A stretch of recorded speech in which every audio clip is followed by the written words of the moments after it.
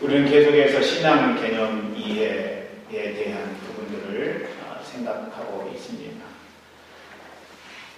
우리가 신앙생활하면서 어떤 면에서는 신앙 개념을 잘못 이해해서 이게 옳은 건지 그런 것인지 잘 분별하지 못할 때가 종종 있습니다. 오늘은 이제 성장에 대한 부분을 우리가 생각해 보는데, 성장이라고 하는 것도 어떤 것이 진짜 성장인지, 성장하기 위해서는 우리에게 필요한 것이 무엇일지, 이런 부분들을 좀 더 이해하기 쉽게 집중적으로 말씀을 나누기를 원합니다. 4년 전에 영국 한 일간지에 중학생 때 외모를 그대로 간직한 한국인 남성 사연이 소개돼서 화제가 된 적이 있습니다. 사연이 보도되기 전에 2013년 이미 국내 모 방송 프로그램에 출연하여 유명세를 탄 이 남성은 당시에 26세의 청년 신부시였습니다. 일간지는 대한민국의 피터팬이라고 하는 제목으로 신씨에 대해서 보도하면서 일정 시점에서 성장이 멈춘 희귀병인 하이랜드 증후군을 앓고 있다고 밝혔습니다. 하이랜드 증후군은요, 태어났을 때는 일반인과 똑같은 모습으로 태어나고 잠시 잠깐 성장하는 것도 별 문제 없는데, 어느 시점에서부터 성장이 멈추고 성장이 멈춘 그 상태로 평생을 살아야만 되는 그런 질환입니다. 하이랜드 증후군과 반대되는 개념의 증후군도 있는데, 프로게리아 증후군 또는 허치슨 길포드 증후군이라고 불리는 소아 졸업증입니다. 뉴스를 통해서 여러분이 가끔 접합니다만은 나이는 7살인데 70세 노인의 모습을 띠고 있는 그런 아이의 사진을 볼 때가 있죠. 사람은 누구나 태어나 시간이 지나가게 되면은 어린아이에서 아이로, 또 아이에서 청소년으로, 청소년에서 청년으로, 청년에서 성인으로 이렇게 성장하게 됩니다. 그것이 하나님의 창조 섭리예요. 하나님의 창조 섭리는 멈추어 있는 것이 아니라 성장하는 것이죠. 그래서 모든 것을 다 성장 가운데 있게 됩니다. 인간도 마찬가지예요. 인간도 태어나서 성장하기를 원하는 것은 하나님의 창조 섭리입니다. 그리고 자연스러운 것이죠. 반면에 하나님 창조 섭리와 다른 것이 있다면 그것은 무척 고통스러운 일이 되는 거죠. 만약에 우리의 자녀가 성장해야 되는데 성장이 멈췄다. 그러면 그 아이를 보는 부모의 마음은 찢어질 거예요. 너무나 고통스러울 것이라는 이야기입니다. 오늘은 자녀주의로서 우리의 자녀들이 아름다운 성장을 삶 가운데 경험하기를 원합니다. 영적으로, 육체적으로, 사회적으로 잘 자라서 하나님과 사람 앞에 더 사랑스러운 모습으로 성장하는 은총이 있기를 기대합니다. 그러면서도 동일하게 하나님 아버지 앞에 자녀된 우리가 하나님은 아름다운 성장하기를 원하신다는 것이죠. 우리가 성장하지 아니하고 멈춰 있다면 우리를 보는 하나님의 마음도 찢어질 것 같은 그런 마음이 될 것입니다. 그래서 저는 동일하게 우리의 자녀가 성장 잘하면 우리에게 기쁨을 주듯이 우리 또한 하나님 앞에 잘 성장하여 기쁨을 주는 그런 삶이 되기를 간절히 소망하고, 그래서 오늘의 말씀은 성장에 관한 것입니다. 여러분 모두 다 참 성장 경험하기를 주의 이름으로 간절히 축원합니다. 하나님 첫 만남부터 우리 신앙은요, 쉼없이 성숙해야 돼요. 계속해서 성숙해야 된다는 것입니다. 성장하지 않는 신앙은 죽은 신앙, 또 죽을 수밖에 없는 신앙이라고 생각을 합니다. 오늘 보면은 우리들이 어떻게 성장해야 되는가에 대한 내용을 소개하고 있습니다. 말씀을 보면은 젖을 먹는 자는 어린아이이고 단단한 것을 먹는 자는 장성한 자라고 이야기를 합니다. 어떤 사람이 어린아이일까요? 오늘 본문의 13절 말씀 보면은 말씀이 이렇게 기록하고 있습니다. 13절 말씀 읽죠? 시작. 대저 저리 먹는 자마다 어린아이니 의의 말씀을 경험하지 못한 자요. 이 말씀에는 젖을 먹는 자, 곧 어린아이를 의의 말씀을 경험하지 못한 자다. 그렇게 이야기합니다. 의의 말씀이 뭘까? 표절 세번역 말씀으로 보니까 옳은 말씀, 옳은 가르침이라고 되어 있습니다. 그러니까 젖먹는 어린아이와 같은 수준은 어떤 수준이냐? 하나님의 말씀이 선포되어질 때 그 하나님의 말씀을 옳게 여기는 자가 성장한 장성한 분량이 있는 자인데 젖을 먹는 자는 그 옳은 가르침을 제대로 옳게 받아들이지 않는 그런 신앙을 일컫는 것입니다. 그러니까 젖먹는 아이다, 어린아이다 라고 하는 표현은 하나님의 말씀을 가르칠 때 삐딱하게 받는 사람을 일컬어 하는 용어다. 그렇게 생각할 수 있는 것이죠.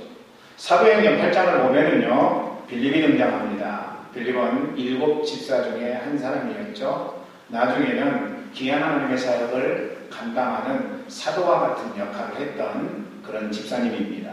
이 빌립이 성령의 인도하심을 따라 간 곳에 에티오피아 왕이었던 간다게 네시가 있었습니다.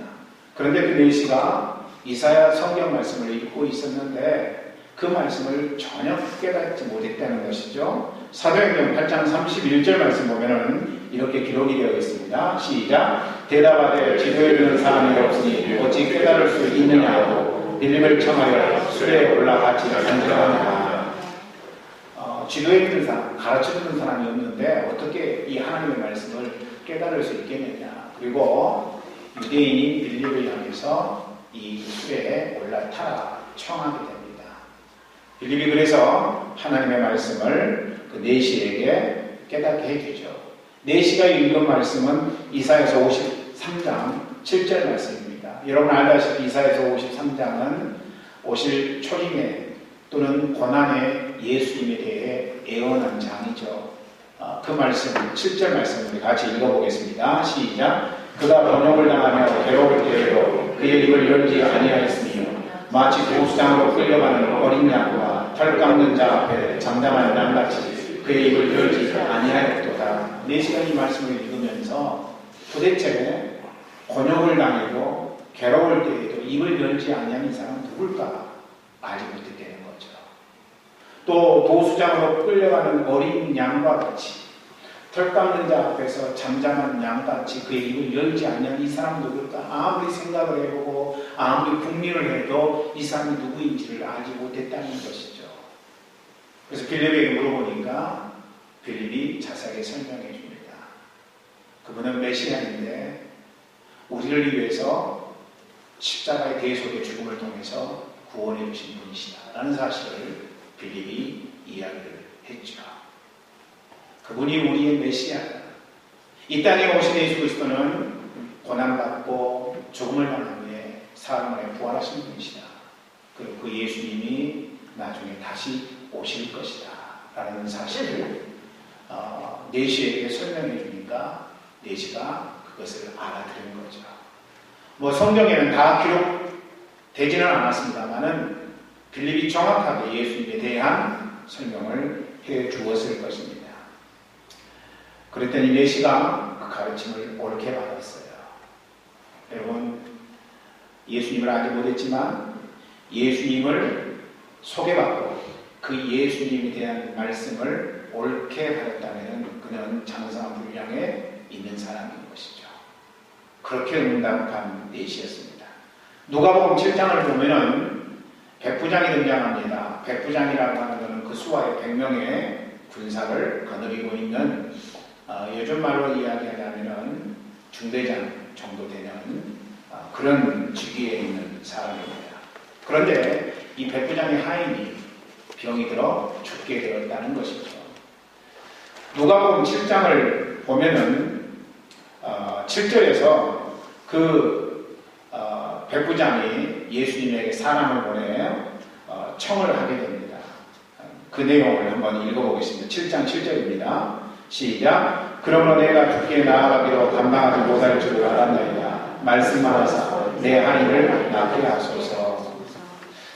자기의 수하에 있는 사람을 보내어서 예수님에게 내 종이 죽게 되었다라는 말씀을 전하게 만들고, 그래서 예수님 말씀만 하시면은 예수님의 능력의 말씀이 종에게 그대로 이루어지리라고 하는 믿음을 갖고 있었던 부장이었던 거죠.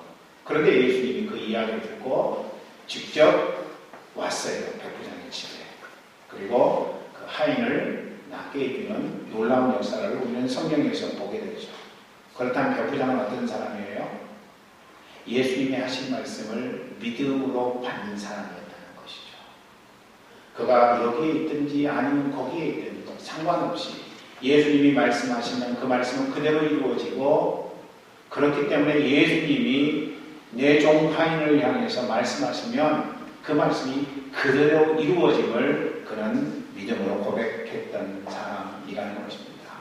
그 결과로 인해서 하인이 병이 치유되는 놀라운 은총을 백부장은 경험하게 됩니다. 반면에 하나님의 말씀이 선포되어질 때, 주의 종들을 통해서 하나님의 말씀이 가르쳐질 때에 그 말씀을 받아들이지 않는 사람, 삐딱하게 여기는 사람들도 성경에 얼마든지 기록이 되어 있습니다.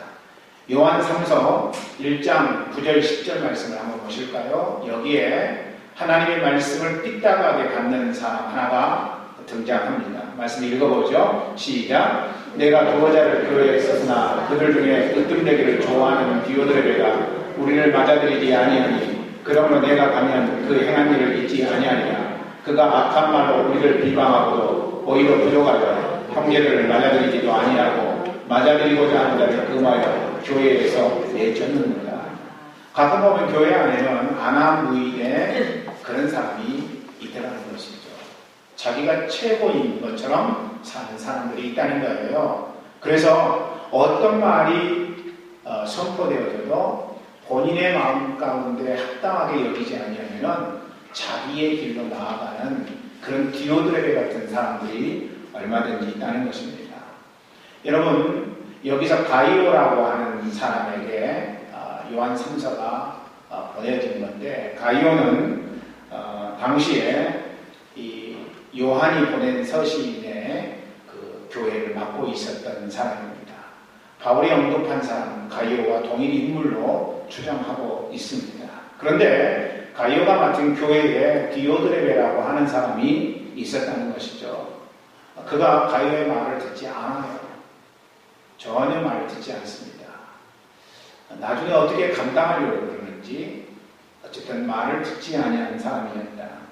가이오와 요한을 싸잡아서 비방합니다. 심지어 요한이 보낸 사람들을 말도 듣지 않았을 뿐만 아니라 그들을 밖으로 내쫓아버립니다. 그리고 요한이 보낸 사람들을 맞이하려고 하는 성도들도 교회에서 내쫓아버리면 정말 해서는 안 될 안타까운 행동을 하게 되었다는 것입니다.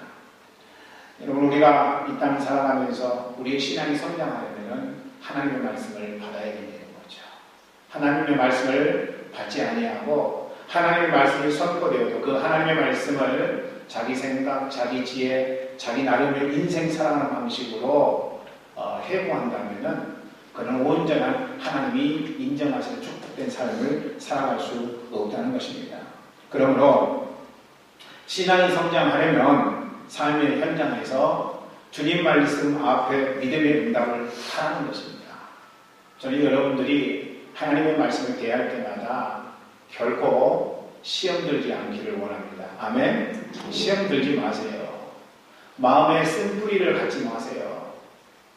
이것은 모두 다 우리의 신앙생활에서 유해한 것입니다. 그것은 옳지 않은 삶의 태도인 것이죠. 더러운 것을 먹으라고 하는 음성을 들은 베드로가 어떻게 응답했나요? 베드로는 유대인입니다. 유대인은 율법의 근거에서 부정한 음식과 부정하지 않은 음식을 나누었던 사람들이에요. 그래서 부정한 음식은 절대 먹지 않는 삶의 태도를 갖고 있는 사람들이 유대인이죠. 그런데 어느 날 환상 속에 하나님이 환상을 보여주시는데 더럽고 지저분한 것을 베드로에게 먹으라고 하는 그런 메시지를 받게 됩니다. 이 더러운 것을 어떻게 먹을 수 있겠습니까? 그러니까 하나님의 영이 뭐라고 말씀하십니까? 내가 깨끗하게 한 것을 누가 더럽다고 하느냐? 받아 먹으라. 여러분, 그런 음성을 들은 베드로는 깊이 묵상하고 생각하게 되죠. 그리고 주님의 음성 앞에 귀를 기울이고 주님의 말씀이 분명하기 때문에 그는 주님의 말씀 앞에 믿음으로 응답하게 되죠. 여기서 더럽고 추하고 지저분한 것은 뭘 의미하는 거예요? 당시에 이방인을 의미하는 것입니다. 이방인 고넬료를 만나라고 하는 주님의 음성 앞에 꺼리낌이 있었지만 베드로는 하나님의 말씀이 선포된 것이므로 내 마음 가운데 꺼리낌이 있다고 할지라도 내 마음을 원하지 않는 것이라고 할지라도 자기 자신을 쳐서 하나님의 말씀 앞에 복종시키는 선택을 하게 된 것이죠. 그리고 고넬료의 집에 가서 고넬료 가정이 완전히 구원받은 하나님의 백성이 되는 놀라운 열매를 베드로는 보게 되었던 것입니다. 여러분, 우리가 우리의 마음의 문을 열고 하나님의 말씀을 들으면은 우리가 하나님 앞에 드리는 주일 예배, 그리고 우리가 나 홀로 하나님의 음성 앞에 믿음으로 응답하는 큐티, 그리고 새벽 기도회, 또는 형제자매들과 함께 모이는 목장 모임, 그리고 목요 찬양 기도회는 놀라운 천국 현장이 된다는 사실입니다. 하나님의 말씀이 주어질 때에 그 말씀을 자꾸 내 나름대로의 생각으로 이렇게 생각을 하게 되면은 마음이 불편해지게 되고 나는 천국을 누릴 수가 없는 그런 강팍한 심령이 되게 된다는 것이죠. 저는 1978년에 예배에 처음 참석했다가 그때 저는 하나님의 말씀을 통해서 구원받은 사람입니다. 물론 그 전에도 교회를 도로도로 나갔습니다. 제가 어렸을 때 기억하기가 어려운 시절에도 동네 교회에 나갔었고 좀 거리는 멀지만 친구들과 함께 주일학교에 참여해서 여러 가지 노래도 부르고 구연동화도 듣고 그리고 하나님의 말씀도 들었습니다만은 그때는 너무 어려서 예배 시간이 지루하기만 했고 빨리 끝나면 사람들 만나고 그리고 맛있는 거 주는 그 재미가 솔솔했던 것이죠. 하나님의 말씀이 그 당시에 들어오지는 않았어요. 그런데 1978년도에 교회에 처음 나갔다가 목사님 말씀을 통해서 들려주시는 하나님의 말씀이 제 마음 가운데 꽂혔어요. 구원에 대한 설명을 하셨는데 우리 주 예수 그리스도께서 죽을 수밖에 없는 우리 죄를 위하여 대신 죽어주셨고 사흘 만에 부활하셨고 그리고 다시 오신다는 그런 메시지를 전하면서 제 마음 가운데 나는 죄인이구나 라는 사실을 처음으로 고백하게 됐어요. 주님, 저는 죄인입니다. 구원받을 수 없는 죄인이지만 우리 주 예수께서 이 땅에 오셔서 저를 위한 대속을 통하여 제가 구원받았음을 확신합니다. 목사님이 따라서 하라고 하는 그 말씀을 따라서 그렇게 따라서 했는데 그때 제 마음 가운데 형언할 수 없는 위로부터 오는 하나님의 이끄심과 은혜가 주어졌습니다. 여러분, 저는 그날 예배를 드리고 나오면서 세상이 달라고 했습니다. 지금까지는 하나님의 백성이 아니었지만 내 입술의 고백을 통해서 내가 하나님을 믿습니다. 주 예수 그리스도가 나를 위해 죽으셨고 부활하셨다는 사실을 마음 가운데 받아들입니다. 이렇게 고백한 그 후 시점이 완전히 천국 백성으로서 세상이 달라 보이는 그런 귀한 은혜를 저는 체험했습니다. 그리고 그날 이후 지금 40년이 넘었습니다만은 저는 제가 의도적으로 교회 나가기 싫다 해서 나간 적이 거의 없는 것 같습니다. 제가 기억하는 한 매 주일마다 예배 드리는 일이 기다려졌고 하나님과 함께 동행하는 삶이 얼마나 기쁨의 삶인지를 저는 오랜 세월 동안 한순간도 변함없이 느끼고 깨닫고 있습니다. 제가 이제 고등학교 2학년 때 하나님의 영광을 위해서 살아야 되는 것은 분명한데 어떤 일을 하면서 하나님 앞에 영광 돌리는 삶을 살 것인가 그렇게 생각을 하다가 이렇게 그냥 단순하게 기도해서는 안 되겠다 해서 어느 날 기도원으로 올라갔습니다. 2박 3일의 여정으로 기도원 올라가서 금식하면서 하나님 앞에 기도하기 시작했습니다. 그때는요, 기도원 운동이 굉장히 활발하게 일어났었던 때입니다. 그래서 매주 금요일마다 기도원에 올라가서 철야 기도를 하는 교회들이 굉장히 많았었고 또 곳곳에 기도원이 이렇게 서는 그런 무대가 있었죠. 그래서 한국 교회의 부흥은 어쩌면 새벽 기도와 기도원 운동이라고 이야기할 정도로 그때는 기도원이 굉장히 성황리에 운영이 됐었죠. 기도원에 가서 2박 3일 동안 하나님 앞에 기도하는데 어느 순간 하나님의 말씀을 보면서 하나님의 말씀이 제 눈에 정말 너무 크게 들어왔어요. 그 말씀이 로마서 10장 14절 이하 말씀입니다. 하나님이 말씀을 읽었던 대로 쭉 읽어나가는데 그 말씀을 하나님이 제게 하나님의 음성으로 들려주셨어요. 보내심을 받지 아니하였으면 어찌 복음을 전하리요? 라고 하는 말씀입니다. 아름답도다. 좋은 소식을 전하는 자들의 발과 함과 같으니라. 하나님이 선택하지 아니하면 하나님 앞에 목회자로서 나아갈 자가 없구나. 하나님 나를 선택하셨음을 나는 믿는다. 그리고 이 땅 영광 받는 것이 우리 인생의 목적이 아니라 아름다운 발이 되어서 주님의 복음의 소식을 전하는 것이 이 땅에서 가장 영광스러운 일이겠구나 하는 사실을 저는 마음 가운데 확신하고 그때 이후로 주의 종이 되겠다 하는 말씀으로 준비하고 그래서 하나님의 사역을 감당하는 목회자가 되었습니다. 2000년에 저는 프라하 한인 교회 오기로 했다가 오지 않은 친구 때문에 한 달 동안 설교회비로 오는 그런 경험을 하게 됐습니다. 첫 주 설교를 마치고 났는데 교회 대표되는 집사님이 우리 교회 담임 목사님으로 와주셨으면 좋겠습니다 라고 청빙을 했습니다. 그렇게 말씀하시는데 나는 섬기는 교회가 있고 이런 곳에 올 수 없습니다 라고 대답을 해야 되지만 대답을 하지 못했습니다.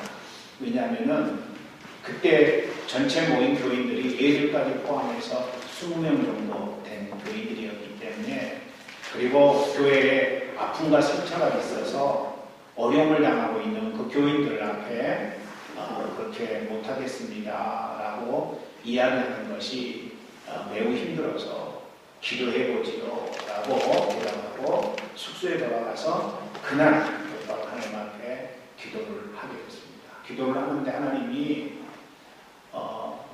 광주에 섬기는 너 교회에 나를 주면 어떻겠냐 라고 말씀하시고 이어서 하신 말씀이 프라하 교회에 내가 너에게 맡길 테니까 프라하 교회에 왔으면 좋겠다. 프라하 교회는 너 오지 아니하면 없어지는 교회다 라고 말씀하시더라고요. 제 마음 가운데. 그래서 저는 그 하나님의 말씀을 그 순간 받아들였습니다. 하나님이 원하시면 아고골짝 빈들에도 가야 되는데 제가 프라하 한인 교회 담임 목사로 오겠습니다. 이렇게 결단하고 하나님 앞에 믿음의 응답을 했던 기억이 있습니다. 여러분, 오늘 우리의 삶 가운데 하나님의 말씀이 있어야 되는 거예요. 하나님의 말씀을 받을 때 믿음으로 받아들이라는 거예요. 우리가 하나님의 말씀을 옳게 가르쳐주는 하나님의 말씀을 내 생각이나 내 지혜나 내 방식으로 이해하면 그건 안 되게 되어 있다는 것입니다. 성장하는 방법, 우리 믿음이 성장하는 방법은 하나님의 말씀과 늘 가까이 하는 것, 그리고 하나님의 말씀을 마음 가운데 받는 것, 이것이 우리를 온전하게 만드는, 성장하게 만드는 신앙의 귀한 방식이라고 하는 것이죠. 또 하나, 성장하려면 우리가 어떻게 해야 되느냐? 말씀을 받을 뿐만 아니라 말씀대로 행하라고 하는 것이죠. 야고보서 1장 22절 23절 말씀 보면은 이런 말씀이 기록이 되어 있습니다. 말씀을 읽어보죠. 야고보서 1장 22절 23절입니다. 시작. 너희는 말씀을 행하는 자가 되고 듣기만 하여 자신을 속이는 자가 되지 말라. 누구든지 말씀을 듣고 행하지 아니하면 그는 거울로 자기의 생긴 얼굴을 보는 사람과 같아서. 여기서 거울은요, 우리가 지금 사용하는 거울과는 완전히 다른 거울이죠. 당시의 거울은 청동 거울이었습니다. 그러니까 동을 열심히 닦아가지고 윤나게 해서 그걸로 얼굴을 보는 거예요. 그러니까 얼굴이 제대로 보이겠습니까? 얼굴이 제대로 보이지 않죠. 여기서 비유로 이야기하는 건데 얼굴은 뭐예요? 얼굴은 하나님의 말씀입니다. 그러니까 무슨 말씀 하는 거예요? 거울을 보지만 거울에 있는 모습을 금방 잊어먹는다. 제대로 보이지 않는다는 거죠. 여기서 얼굴은 하나님의 말씀입니다. 말씀을 들을 때에는 잠시 잠깐 말씀을 기억하지만은 세상에 나가서는 아무것도 기억하지 못하고 하나님의 말씀과는 전혀 상관없는 삶을 사는 사람들을 가리켜서 지금 비유로 하고 있는 말씀입니다. 그런 자를 야고보는 자신을 속이는 자라고 이야기를 합니다. 그러니까 말씀을 받기는 받지만은 그 말씀과는 상관없는 삶을 사는 사람은 어떤 자다? 자기를 속이는 자라는 것이죠. 예를 든다면은 기쁨과 환희를 주는 작곡가가 음악을 만들면서 굉장히 우울하고 속상하고 짜증내고 미워하고 온전하지 못한 모습으로 작곡을 한다면은 그는 자기 자신을 속이는 자가 되는 것이죠. 목사님이 하나님의 말씀을 선포할 때 원수도 사랑하십시오라고 선포를 하지만 정작 그 목사님의 마음 가운데는 미워하고 정죄하는 마음이 가득 차 있다면, 증오의 마음으로 가득 차 있다면 그 목사님은 자기 자신을 속이는 자가 되는 거죠. 물론 우리는 온전한 인간이 아니어서 목사님도 말씀대로 다 살 수가 없다는 연약함을 우리가 이해하지요. 그러나 그럼에도 불구하고 선포되는 하나님의 말씀을 지키기 위해서 나름대로 노력하는 목사님이라면 존경받을 목사님이지만 그것과는 상관없이 말씀 따로 삶 따로인 삶을 사는 목사님이 있다면 그는 여전히 자기 자신을 속이는 자라고 우리는 생각할 수밖에 없다는 것입니다. 광야의 이스라엘 백성들을 보십시오. 하나님의 말씀을 들었지만 동시에 그들은 안악자손을 보게 됩니다. 지난주에도 여러분에게 말씀드린 말이죠. 하나님의 말씀은 뭐였어요? 가나안 땅에 들어가라고 하는 거였어요. 가나안 땅에 들어가라고 말씀하셨다면 그 말씀을 받은 이스라엘로서는 아무리 하나님이 의심이 되고 그 말씀을 지킬 수 없는 말씀이라고 할지라도 그들은 가나안 땅에 들어갔어야 됐습니다. 그런데 어떤 작업을 하죠? 먼저 정탐꾼을 보내는 작업을 하게 되잖아요. 정탐꾼을 보내게 된다는 의미는 무슨 말이냐면은 하나님의 말씀을 그대로 내가 지금 준행하겠습니다. 이 생각과는 전혀 다른 생각인 거예요. 어떤 여지가 있는가 보자라고 정탐꾼을 보냈기 때문에 그 10명의 정탐꾼은 결국에는 어떤 여지를 만들어 갖고 온 거죠. 들어가 봤더니 그 땅은 열매가 굉장히 큰 기름진 땅이었다. 그런데 거기에 사는 사람들을 보니까 거대한 민족이었다. 우리가 들어가서 저들과 싸울 수는 없다. 이런 요지를 갖고 왔던 것입니다. 여러분, 하나님의 말씀은 우리가 행해야 될 말씀인 거예요. 그냥 듣는 것으로 만족할 말씀이 아니라는 것이죠. 우리가 인생 살면서 하나님의 말씀을 듣는 것으로 만족해버린다면 그런 자의 삶 가운데는 하나님이 기뻐하시는 성장이라고 하는 것이 있을 턱이 없다는 것입니다. 광야에서 그들이 연병에 걸렸을 때 모세가 구리뱀을 만들어서 그 구리뱀을 장대에 높이 매달아 백성들로 하여금 보게 만들었습니다. 그런데 백성들 가운데에는 장대에 매달린 구리뱀을 보고 치유를 받은 사람들도 있지만은 아주 많은 사람들이 구리뱀을 보지 않았다가 죽음을 당하게 되는 그런 안타까운 일도 우리는 성경에서 보게 됩니다. 왜 그들은 구리뱀을 보라고 했는데도 구리뱀을 보지 않았을까요? 구리뱀 보고 나을 병이면 이미 나을 병이라고 생각하지는 않았을지. 여러분, 우리가 이 땅을 살아가면서 자연적인 이치와 또 현상을 초월하는 어떤 하나님의 말씀이 주어지게 되면은 우리는 지극히 자연적인 이치와 현상 때문에 하나님을 믿지 못하고 그 말씀대로 응답하는 것을 꺼려하는 과정이 있더라는 것이죠. 여러분 어떻습니까? 진짜 하나님의 말씀이 선포되어질 때에 그 말씀을 믿음으로 받아서 말씀이 육신이 되셔서 이 땅에 오신 예수님처럼 우리가 그 말씀대로 행동하고 있는지 우리 자신을 스스로 돌이켜 보아야 된다는 것이죠. 사람들은 묘합니다. 뭐가 묘하냐? 믿으면서도 알지 못하는 신에게 응답하는 경우가 허다하다는 것이죠. 여러분 그런 삶을 살고 있지는 않습니까? 소위 나는 그리스도인이다라는 타이틀이 붙여졌으면서도 알지 못하는 신에게 아는 사람들처럼 머리를 조아리고 더 하나님보다도 신앙하는 잘못된 신앙의 모습 속에 있을 수 있다는 것이죠. 말씀대로 행하는 선택은 하지 않아요.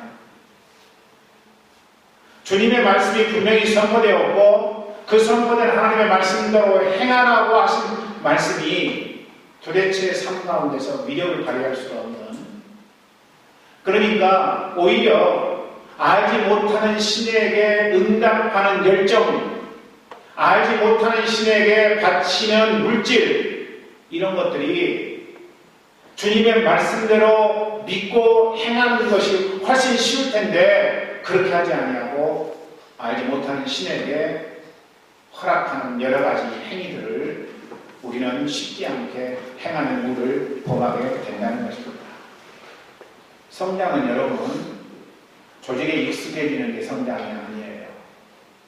오늘 교회 생활에 익숙해지는 것은 여러분 성장이라고 판단한다면 오산입니다. 교회에 가면은 어떻게 내가 살아야 될지에 대한 익숙함이 성장이라고 생각한다면 그것은 전부 다 마음부당한 이야기인 것이죠. 교회에 처음 나왔더라도 내가 교회에 익숙하지 않다고 할지라도 하나님의 선포되는 말씀 앞에 믿음으로 응답하는 사람, 이런 사람이 오늘 우리 가운데 필요한 사람이라는 거죠. 교회에 익숙해서 교회가 주는 혜택을 누리는 사람이 믿음 있는 사람이 아니라는 것입니다. 믿음 있는 사람은 하나님의 선포되는 말씀 앞에 내가 원하든 원치 아니하든 하나님의 말씀으로 인생을 살아가는 사람들, 그런 사람들이 성장하는 사람들이고 믿음 있는 사람들이라는 것입니다. 예전에는 여러분 교회가 하는 일이 무슨 일이었습니까? 교회 조직에 익숙한 사람을 양산해내는 것이었어요. 이게 교회의 가장 큰 핸디캡으로 오늘 우리 가운데 작용하고 있다는 것입니다. 교회에 익숙한 사람,